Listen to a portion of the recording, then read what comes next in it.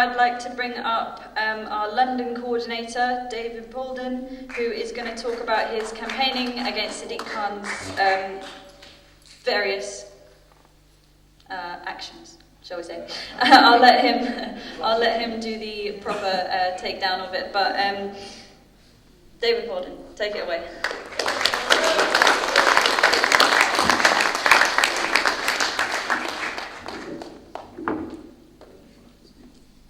Hello everyone, good evening, or good afternoon still.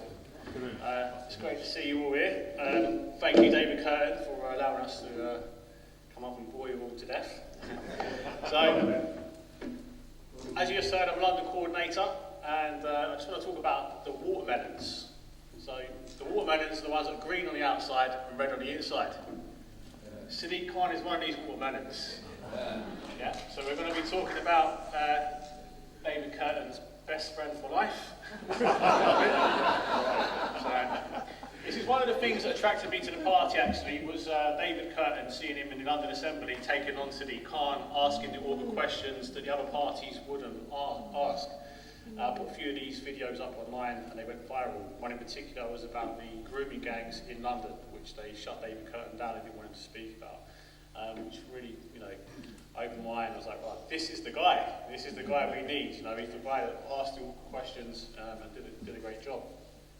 So in London at the moment, I thought I'd test the water. So we've got the ULEZ. So some of you may have heard of the ULEZ. We'll talk about that in a bit.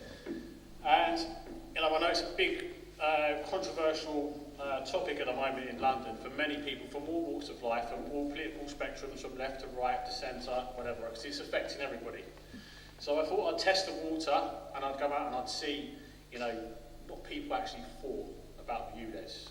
So I paid for 1,000 flyers, and I just went out locally with the flyers, and what I did, I stood at local junctions, and when the lights turned red, I would jump out and I would pop over to a car and I'd go, hi, how you doing, blah, blah, and what do you think about the ULEZ? Blah, blah, oh, it's rubbish, mate, yeah, what's all that?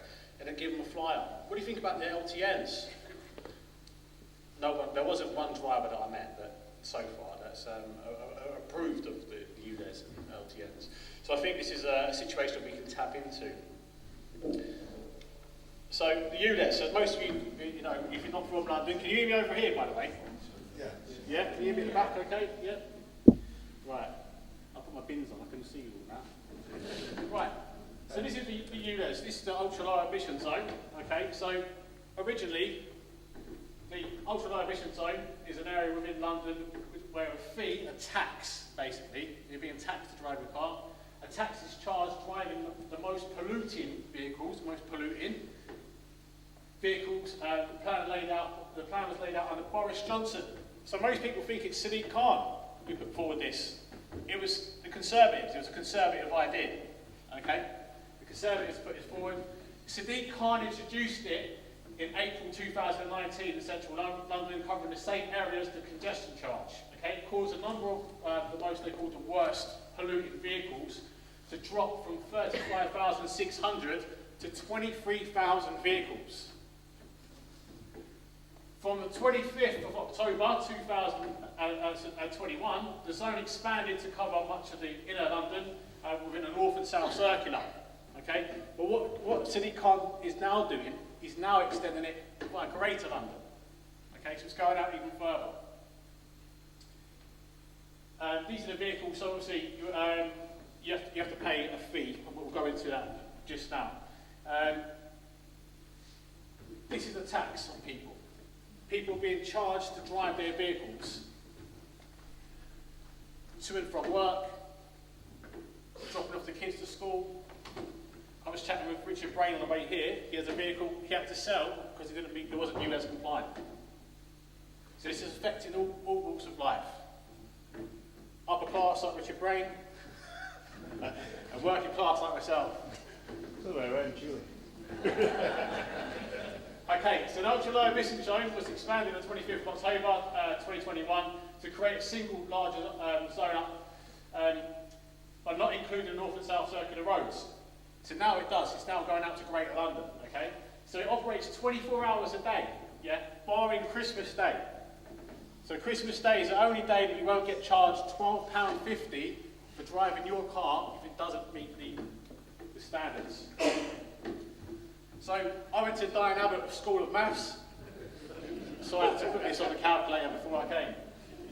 So this is what it would cost, £4,550. £4,550 for the whole year. Okay? Now Sadiq Khan has been questioned about this. I've watched videos of him in London Assembly. The guy Bacon, what's his name? The guy? Gareth Bacon. So Gareth Bacon has questioned Sadiq Khan about this a few times, and he's put it to him. But again, Gareth Bacon is conservative. We know it is a conservative idea. So it's just, it's just political ping pong with these guys. But Sadiq Khan says this doesn't affect the poor. He claims this doesn't affect the poor because apparently the poorest don't own vehicles. Now, my dad had a small landscape gardening business, a 4x4, and he likes to ride around his trike. So every time he takes his trike out of his garage, he had to back out his 4x4 and then take the trike out of the garage. There's a ULEZ camera on his street. That cost him 25 quid just to take the two vehicles out. In the end, he had to keep taking them. Now he's sold the vehicle because he couldn't afford to keep doing it. So he's been made to sell his vehicle. My cousin Stacey, she's a single mum, 3 children. She uses her vehicle to take the kids to school, to do the school runs, to take the kids to the doctors, to take the kids to the dentist, to do shopping trips. She's now had to sell her vehicle. So she doesn't have the luxury now of being able to take her children around in the car. She's now moved out of London. A friend recently said they'd give her a hand to move out. At the last minute, they realised they had to pay the ULEZ. And they couldn't help her. So this has affected London's poorest. And remember, Labour claim to be the party of the working class, don't they? Labour claim to be the party of equality, whilst they're ripping off the poor. The congestion charge is another one. We're all familiar, we know about the congestion charge. Sadiq Khan obviously run LTN into the ground. I think it's like 1.9 billion in debt they're in now. So he's trying to get out, and he's using the motorists to get out of this. So with the congestion charge, operates in central London every single day, again except Christmas Day, and the charge now is £15 a day. Okay, so if you put that on top with your ULEZ, so even if you don't live in London and you have to venture into London, you have to pay the ULEZ and you have to pay the congestion charge.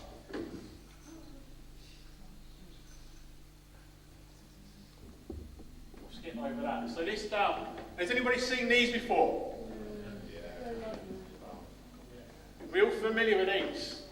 So we've seen these popping up. These popped up during the lockdown. So when we had the scandemic going on,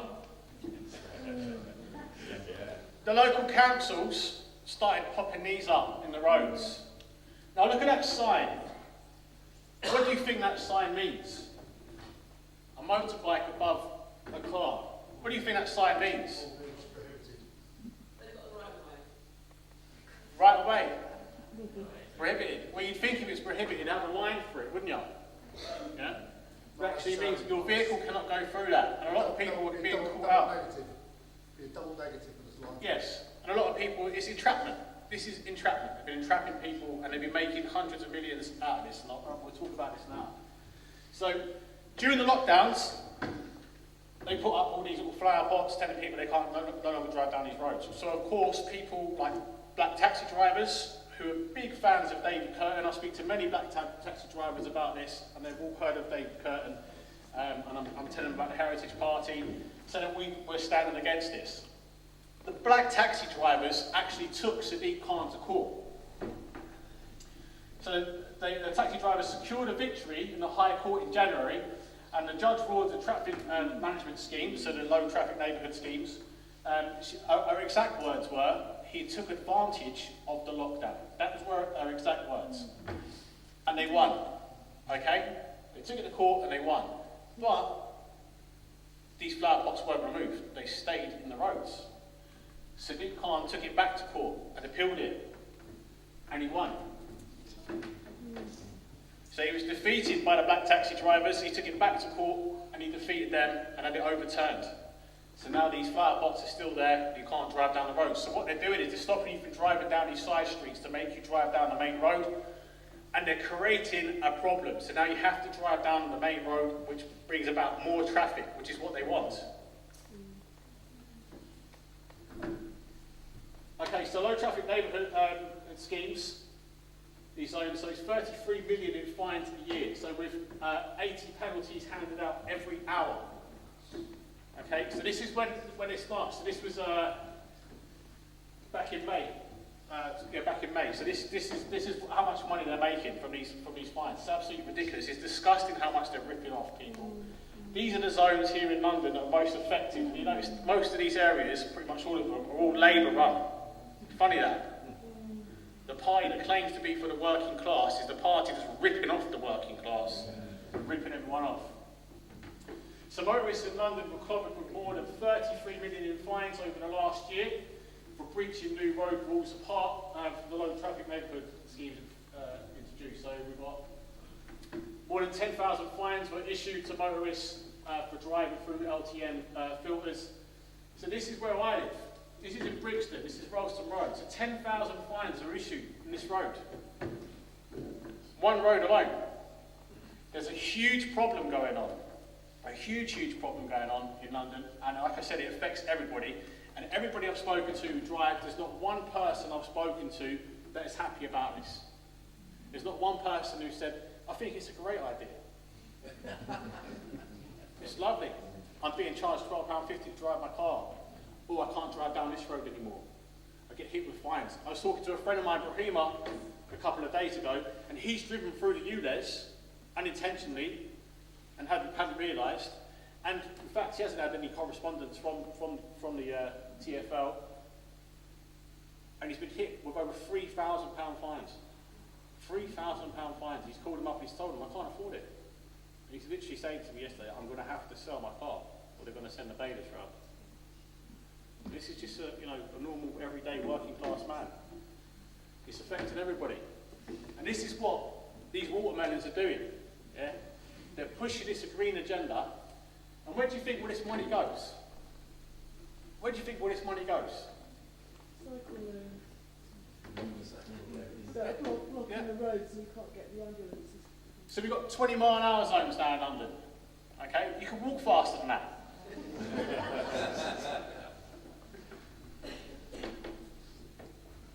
If you leave a car idling, so if you go to pick the kids up from school and your car's running, okay, they have now what they call civil officers or whatever. They're not like traffic wardens anymore. They try and give you fines for everything.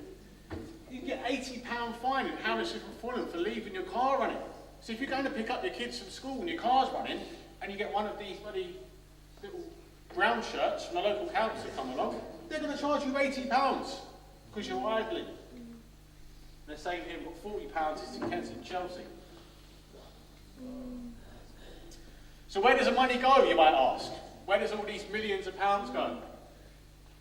Okay, so any money, this is straight from the TfL website, so any money that comes in from the ULEZ is reinvested into improving transport network, including cycle lanes, buses and tube, and helping improve London's air quality. So how do they help improve London's air quality?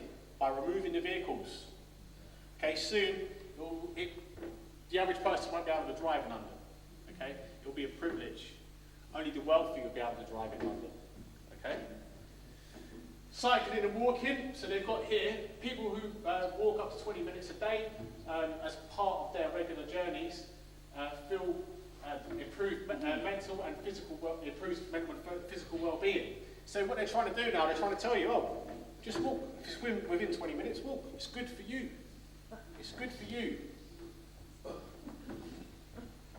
Here they said, look out for our temporary cycle lanes. And the reason I've highlighted that, because they told us they were temporary.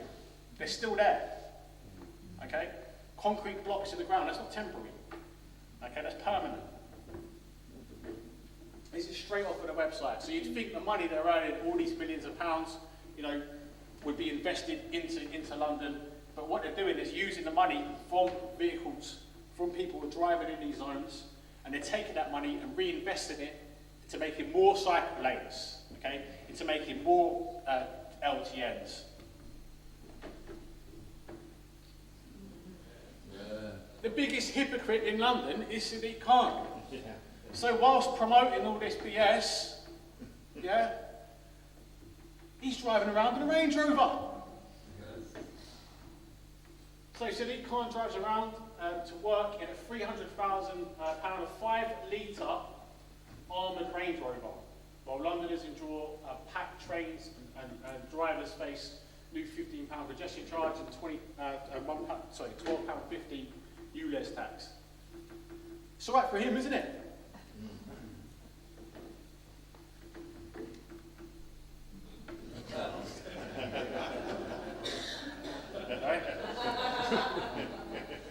It's a racket that even this man would be proud of. Yeah. It's extortion, that's what it is. They're extorting the drivers. Now, whilst we're on the topic of crime, I just want to touch on a bit of crime as well. I know, Errol, you've done a bit of this already. This is London. Every single day in London, we hear of stabbings, people being murdered, shot, but knife crime's gone through the roof under Sadiq Khan.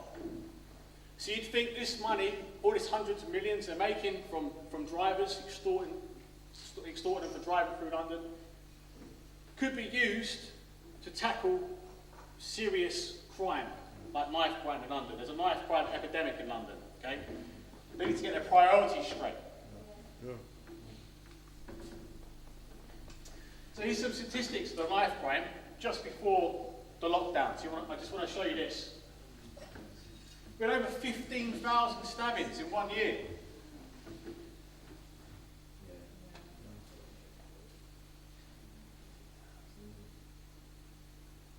So here, look. It's gone down to 11,122. Okay, in 2021, 2022. And the reason that's dropped, we all know why that dropped, because most people were locked down. Okay? They've lost control of the streets of London. Okay, the Labour Party need to get their priorities straight and get their backsides in gear and sort this out. Okay, what we need to do, I've interviewed people on the street, I've spoken to many people from different communities, primarily from communities where the people were getting stabbed, and they've all said the same thing. We need to bring back stop and search. Okay, we need to bring back stop and search on a big scale. When I was younger, I remember once I got pulled over 7 times walking from Parsons Green to Fulham Broadway, which is about a 15-minute walk if that. Okay, and I remember being so angry about it. But now I look back, I understand. I look back now and I think, yeah, I mean, why not? It saves lives. I know that's a bit excessive, but the police need to get their priorities in order. Instead of dancing with rainbow flags and doing whatever, they need to be policing our streets. We saw this, and this is why I say they've lost control of our streets. 2 police officers stabbed, okay, and one was critically ill. And that's why I believe the Heritage Party is a party we'll take back, is the party of common sense. The Heritage Party, given the half the chance, would sort this out. We're a common sense party. We wouldn't allow for any of this. Okay? Where are the Conservatives on this? They're allowing us to be taxed through the backside. Sadiq Khan's turned London into a war zone. And everyone I've spoken to about the ULEZ, the LTNs, and Sadiq Khan's war on motorists, none of them are happy about it. And I think we can reach out to these people. They're looking for a party like ours to give them a voice and put an end to this. Thanks very much, guys.